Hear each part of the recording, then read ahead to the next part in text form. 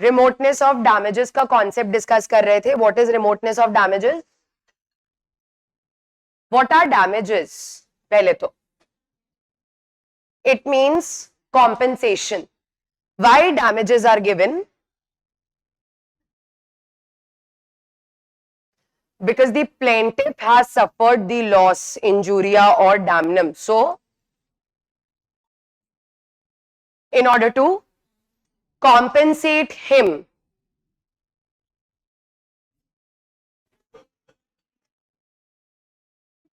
yes, restoration के लिए, because of ubija sibi remedium, where there is a right, there is a remedy. जब plaintiff ने loss suffer किया है, चाहे वो injuria हो या फिर इंजूरिया के साथ साथ डैमनम भी हो, वायलेशन ऑफ लीगल राइट हुआ है.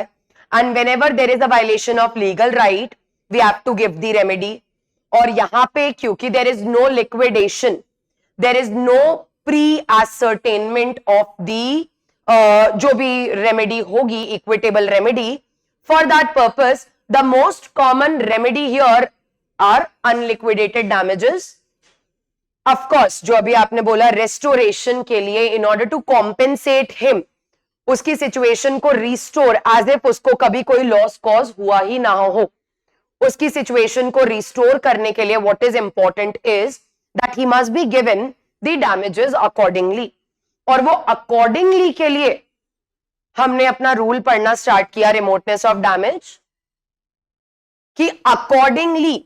अब अकॉर्डिंगली के अंदर तो मल्टीपल कॉन्सिक्वेंसेस आ सकते हैं.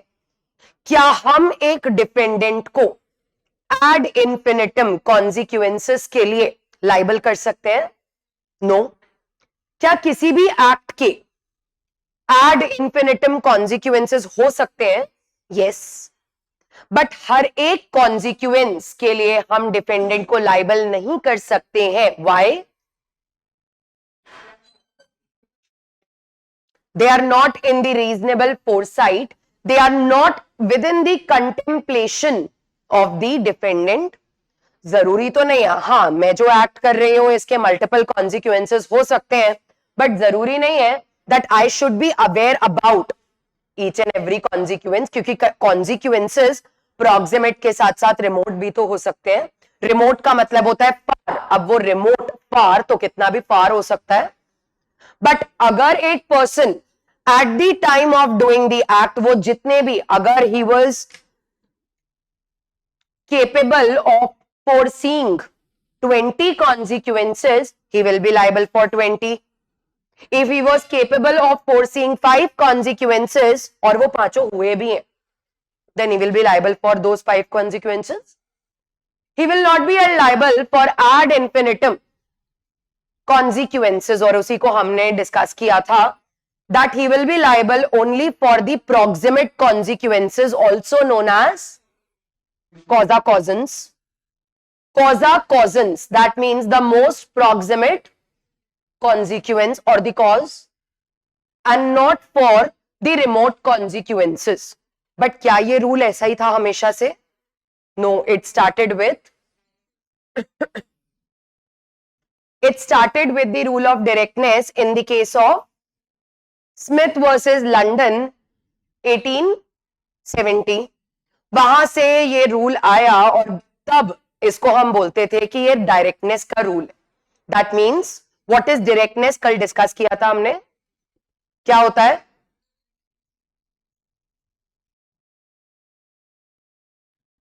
The defendant will be held liable for all the consequences which are direct consequences of his act. Doesn't matter whether at the time of doing the act he was capable of knowing those consequences or not. पहले directness का rule चलता था कि अगर आप कोई act कर रहे हो और एक्ट करते समय आपको अपने कॉन्सिक्वेंसेस के बारे में पता है या नहीं पता है, लेकिन अगर आपके एक्ट की वजह से वो कॉन्सिक्वेंस हुआ है तो आप उसके लिए लाइबल होगे. डजंट मैटर वो आपके फोरसाइट में था या नहीं था, लेकिन डायरेक्ट कॉन्सिक्वेंस तो एड इन्फिनिटम हो सकते हैं. इसीलिए इस रूल को इवॉल्व भी किया गया. स्मिथ वर्सेस लंदन के बाद पोलेमिस जजमेंट बताया था मैंने, उसमें भी the same rule was followed, that is the rule of directness. लेकिन उसके बाद वेगन माउंट केस के अंदर दिस रूल वाज मॉडिफाइड और we shifted from the directness rule to reasonable foresight, remoteness of damages, that a person cannot be held liable for remote damages, remote losses. He will be held liable only for the proximate losses or the proximate consequences. Wagon Mound case. उसके बाद उसी के साथ साथ हमने देखा Lampert judgement था जहां पे that lady she suffered injury on her face और फेस पे इंजरी होने की वजह से what she claimed that she need compensation for firstly the bodily loss that is done and secondly for that she was left her husband left her because she had a face injury. उसने बोला कि husband ने भी leave कर दिया क्योंकि face पे injury हो गई है, उसके लिए भी कॉम्पेंसेशन चाहिए और जो फेस पे इंजरी हुई है उसके लिए भी कॉम्पेंसेशन चाहिए. Whether the negligent driver or the bus company will be held liable for paying compensation for both the consequences? No, because of reasonable foresight. While driving the bus negligently, the driver is expected to anticipate that consequence जो उसके reasonable foresight में है. और वो क्या होगा कि हाँ अगर मैं बस को rashly या negligently drive करूंगा, what will happen, जो passengers है they will suffer injuries, तो उसको तो वो compensate कर देगा. बट क्या रैश ड्राइविंग के टाइम पे उसको ये पता होना जरूरी है कि ये जो पर्सन, ये जो लेडी बैठी है, इसका हस्बैंड इसको अबैंडन कर सकता है because of the face injury, या फिर इसको कोई किसी और तरीके का रिलेशनशिप प्रॉब्लम हो सकता है because of that injury, whether it is within the reasonable foresight? No. And because it is beyond the reasonable foresight, he will not be held liable for paying compensation for such loss. इसको बोला जाता है remoteness of damages. एक और case हमने discuss किया था, Hughes versus advocate, जिसमें क्या होता है, एक चाइल्ड वो मैनहोल में गिर गया, manhole which was kept open negligently by the authority, और ओपन तो था और उसके ऊपर उन्होंने एक टेंट लगा दिया था विद द लैंटर्न्स अराउंड. सो एक चाइल्ड, और वो मैनहोल एक पार्क में था, तो the child was playing in the park. He was amazed by that tent. He tried to enter in the tent, और क्योंकि टेंट के अंदर एक ओपन मैनहोल था, he fell in that manhole, जिसकी वजह से one of the lantern वो भी उसके अंदर फॉल हो गया and it blasted, which caused injuries to the child. Now whether the authority will be held liable or not, क्या अथॉरिटी के मतलब वो नेग्लिजेंट एक्ट करते समय, वो टेंट लगाते समय और वो लैंटर्न्स लगाते समय, क्या उस अथॉरिटी के रीजनेबल फोरसाइट में ये वाला लॉस था? Yes, of course. It is a park जहां पे generally usually children are playing, and अगर आपने एक टेंट से कवर करके एक ओपन मैनहोल रखा है, टेंट के अंदर क्या है एक बार देखने से नहीं पता लगेगा, and you have also surrounded it with lanterns, वो भी एक तरीके से अनमैंड ही रखे हुए थे, दे वर लूजली केप्ट, वो अंदर गिर सकते, and it is a lantern, अगर वो गिर गया it will blast also. So the authority had this consequence within its reasonable foresight, and it will be held liable for such loss which is caused to the child. Basically what should be done is it should be within the reasonable foresight. Reasonable foresight का मतलब according to a reasonable person what should happen? Foresight मतलब he has the knowledge or a vision, एक vision होना चाहिए उसका, उसको knowledge होनी चाहिए कि ऐसे एक्ट को करते समय कोई भी रीजनेबल पर्सन होगा तो उसको इन कॉन्सिक्वेंसेस के बारे में तो पता ही होगा. अगर आप रैशली एक चांदनी चौक जैसे क्राउडेड एरिया में ड्राइव कर रहे हो तो कोई भी रीजनेबल पर्सन अगर ये एक्ट करेगा तो कुछ रीजनेबल प्रोबेबल कॉन्सिक्वेंसेस है जो उसको पता ही होंगे. जब उसको पता होंगे तो डिपेंडेंट को भी पता होने चाहिए, और उनमें से कोई भी कॉन्सिक्वेंस के लिए अगर डैमेजेस क्लेम किए गए हैं, he will be held liable. So a person is always held liable for the probable consequences of his act and not all the consequences. Yes or no? All right, so that was basically the evolution of remoteness of damages. Start हुआ directness से and in the end हमारे पास है rule of proximate consequence और remoteness of damages. अब देखो इसमें एक theory और आती है. हमने ये तो हेल्ड कर दिया वेरियस जजमेंट से कि डैमेजेस सिर्फ प्रॉक्सिमेट कॉन्सिक्वेंसेस के लिए दिए जाएंगे. फॉर एग्जाम्पल कोई कॉन्सिक्वेंस हुआ जिसके लिए प्लेंटिफ ने डैमेजेस क्लेम किए डिफेंडेंट से. अब court will apply its mind and the court applied its mind and court ने बोला कि this is a consequence which is within the reasonable foresight of the defendant and thus the defendant should be held liable.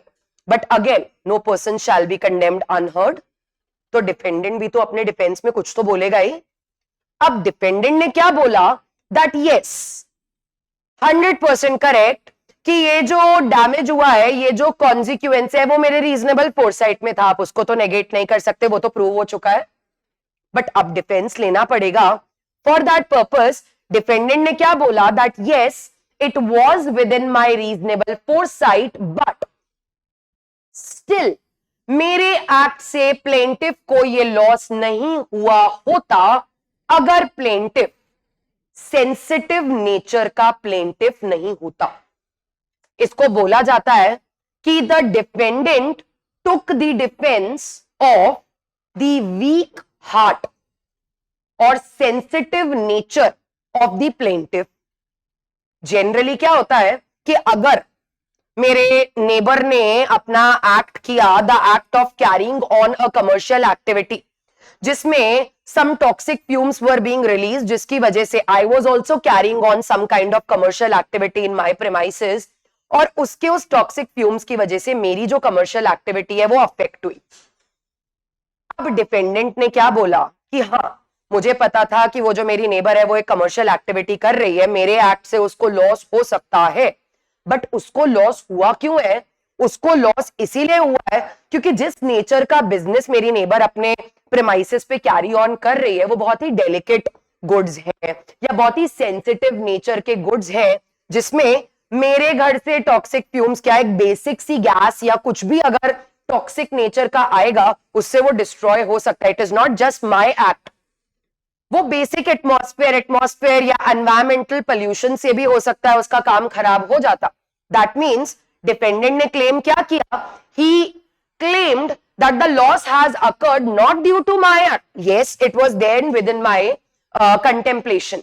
मतलब defendant ने बोला मुझे ये बात पता है that whatever business I am carrying on is releasing certain toxic gases. He told that he knows or he has within the contemplation ये वाला consequence. But इसके साथ साथ क्योंकि डिफेंस तो लेना ही है, what he said कि ये particular loss 10,000 रुपए का 50,000 रुपए का ये particular loss नहीं हुआ होता अगर प्लेंटिफ खुद या प्लेंटिफ के बिजनेस को लॉस हुआ है तो प्लेंटिफ का business sensitive nature delicate nature का नहीं होता.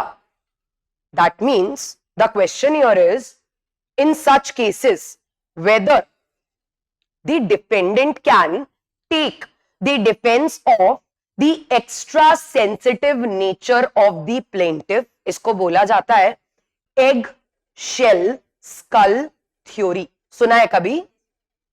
Egg shell skull theory. Eggshell क्या होता है? एग शेल क्या होता है? एग की आउटर व्हाइट कवरिंग को, the hard covering of the egg is known as eggshell. और एग शेल जो बाहर की हार्ड कवरिंग होती है उसका नेचर क्या होता है? क्या उसको आपको हथौड़े से तोड़ना पड़ता है? नहीं. अगर वो हल्का सा कहीं से टच भी होता है तो उसमें क्रैक आ जाता है. Why? Because it is very sensitive. Yes और नो? यहां पे इस थ्योरी को क्या बोला जा रहा है? Egg shell skull theory. मतलब the question here is whether the defendant can take the defence that plaintiff's skull या plaintiff's nature was like an eggshell, very sensitive. या फिर plaintiff had a very weak heart. weak heart का मतलब भी होता है sensitive nature. मतलब अभी हमने क्या पढ़ा कि अगर रीजनेबल फोरसाइट के विद इन है तो आप लायबल होगे ही होगे, लेकिन लायबल होने का मतलब है डिफेंडेंट को भी तो हमें अपॉर्चुनिटी ऑफ बीइंग हर्ट देना पड़ेगा। क्या वो अपनी इस अपॉर्चुनिटी में ये डिफेंस ले सकता है कि yes this consequence was within my reasonable foresight, लेकिन फिर भी प्लेंटिफ को लॉस नहीं होता? अगर प्लेंटिफ का जो स्कल है वो एक्शेल नेचर का नहीं होता, या प्लेंटिफ की जो सेंसिटिविटी है या जो कैरेक्टर है वो बहुत ज्यादा सेंसिटिव या डेलिकेट, या प्लेंटिफ का एक वीक हार्ट नहीं होता, तो उसको ये लॉस नहीं होता। अब जब नहीं होता तो I will not be held liable.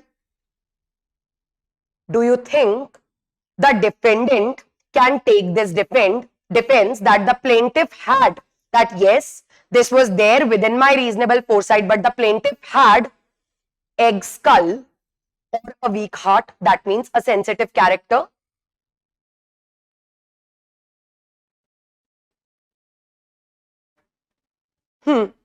Reasonable person से कंपेयर कर दिया, रीजनेबल पर्सन से कंपेयर कर दिया, और रीजनेबल पर्सन से कंपेयर करके हमने क्या डिसाइड किया? That yes this consequence was within the foresight of the dependent and he should be held liable for such consequence, for such loss. लेकिन again we have to give an opportunity to the defendant also, he will also say something। तो क्या यहां पे अपने defence में defendant बोल सकता है कि मेरे रीजनेबल फोरसाइट में होने से क्या फर्क पड़ता है? सामने वाला जो प्लेंटिफ है he was extra sensitive, he has a eggshell skull or a weak heart, क्या आप उस पर डाल सकते हो सारी बात? कि कोर्ट ने तो बोल दिया कि आपके रीजनेबल फोरसाइट में है, आपकी लायबिलिटी होगी। अब क्या वो प्लेंटिफ पे सारी बात डाल सकता है कि मुझे पता है कि मेरे बिजनेस में या मेरी कमर्शियल एक्टिविटी में some toxic gases are being released, yes I know उससे लोगों को लॉस हो सकता है, बट इसी प्लेंटिफ को लॉस इसीलिए हुआ है because he was extra sensitive. For example उन टॉक्सिक गैसेस की वजह से the plaintiff suffered certain kind of health loss because he was already suffering from asthma। वो ऑलरेडी एस्मा से, ESMA is a disease, alright, he was already suffering from ESMA, जिसकी वजह से उसको वो जो टॉक्सिक गैसेस डिपेंडेंट नेबर के घर से आ रही थी उसके कमर्शियल एक्टिविटी की वजह से, उससे उसको और लॉस हुआ है। डेफिनेटली अगर एक रीजनेबल पर्सन को गैसेस की वजह से 5,000 रुपए का लॉस होता, प्लेंटिफ को एस्मा था तो उसको 10,000 रुपए का मेडिकल लॉस हुआ है डेफिनेटली। बट क्या इस बात का डिफेंस डिफेंडेंट ले सकता है? क्या मुझे पता है कि मेरी कमर्शियल एक्टिविटी में it is within my reasonable foresight कि मेरी कमर्शियल एक्टिविटी में toxic gases are being release जिससे किसी को भी लॉस हो सकता है, बट इसको जो ये लॉस हुआ है ना, ये जो हुआ है, क्योंकि वो तो 10,000 ही क्लेम करेगा ना जितना उसको लॉस हुआ है, वो थोड़ी बोलेगा कि अगर मुझे आजमा नहीं होता तो 5,000 का होता तो आप मुझे 5 दो। रेस्टोरेशन के लिए तो एग्जैक्ट लॉस देना पड़ेगा जितना उसको हुआ है। उसको 10,000 का लॉस हुआ है, उसके लिए डिपेंडेंट ने क्या बोला? उसको ये पर्टिकुलर लॉस नहीं होता अगर उसको वो डिजीज नहीं होती। That means he took the defence कि अगर वो प्लेंटिफ सेंसिटिव नेचर का नहीं होता, और उसी सेंसिटिव नेचर को एग शेल के साथ कंपेयर किया गया because egg shell is also very sensitive, it is also to be handled with care because it is very delicate, fragile. तो डिपेंडेंट क्या ये बात बोल सकता है कि अगर आप मुझे कह रहे हो कि आपको सारे कॉन्सिक्वेंसेस के लिए जो है कॉम्पेंसेशन देनी पड़ेगी क्योंकि वो सब आपके रीजनेबल फोरसाइट में, अब अगर कोई रीजनेबल पर्सन, कोई और पर्सन, हेल्दी पर्सन होता तो उसको 5,000 रुपीज का लॉस होता, लेकिन क्योंकि ये एस्मेटिक है इसको 10,000 रुपीज का लॉस हुआ है। So this is the defence, he is having an extra sensitive character like an eggshell, so I should not be held liable even though it was within my reasonable foresight. क्या ये defence लेने के लिए allow करेंगे? No, yes, नहीं कर सकते। The reason here is the policy, ये जो रूल होता है ये हमेशा क्या होता है कि अगर कोई भी कॉन्सिक्वेंस आपके रीजनेबल फोरसाइट में है, then after that the defendant has to accept the plaintiff as it is. जैसा प्लेंटिफ है, अगर प्लेंटिफ एक हेल्दी पर्सन है उसको एज इट इज एक्सेप्ट करना है, प्लेंटिफ एक सेंसिटिव नेचर का प्लेंटिफ है, एजमेटिक है या कोई भी डिजीज के से अंडरगो कर रहा है, he has to accept the plaintiff as it is. वो ये तो नहीं बोल सकता इसकी जगह कोई और प्लेंटिफ होता, लॉस तो उसको हुआ है तो वायलेशन तो उसका देखा जाएगा. द रीजन हियर इज, अगर आपको याद हो हमने डिस्कस किया था लॉ ऑफ टॉर्ट में, the right is in rem but the remedy is personam. और पर्सोनम का क्या मतलब होता है? That individual only. Remedy personam है, मतलब रेमेडी उस इंडिविजुअल को दी जा रही है तो आप उसी इंडिविजुअल की तो हेल्थ कंडीशंस को देखोगे ना. आप ये तो नहीं बोल सकते कि इस पेशेंट के जगह कोई हेल्दी पर्सन होता तो शायद ये लॉस नहीं होता. रेमेडी तो इन पर्सोनम होती है. जिसका राइट वायलेट किया है, the one who is the plaintiff, the one who is the victim, आपको उसको एज इट इज एक्सेप्ट करना है. ये नहीं देखा जाएगा कि वो विक्टिम, वो जो प्लेंटिफ है, what is his character, is it extra sensitive और नॉट. अगर आपने अपने एक्ट से उसका राइट वायलेट किया है और वो लॉस आपके रीजनेबल फोरसाइट में था, irrespective of the egg-shell skull of the plaintiff, the defendant will be held liable for such consequence. समझ आ रहा है? क्लियर है ये? डिफेंडेंट कभी भी ये नहीं बोल सकता है कि इसकी जगह वो प्लेंटिफ होता तो. Remedy is always in personam. Remedy in personam means जिसका राइट वायलेट हुआ है. अभी आप लोग ही बता रहे थे रेस्टोरेटिव जस्टिस होता है, तो जिसको जितना लॉस होगा उसी को तो रिस्टोर करोगे ना.